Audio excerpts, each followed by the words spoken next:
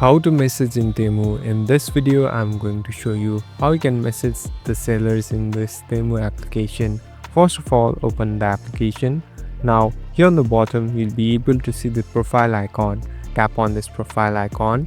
Here in your profile settings, here you'll be able to see the option called messages. Simply tap on messages.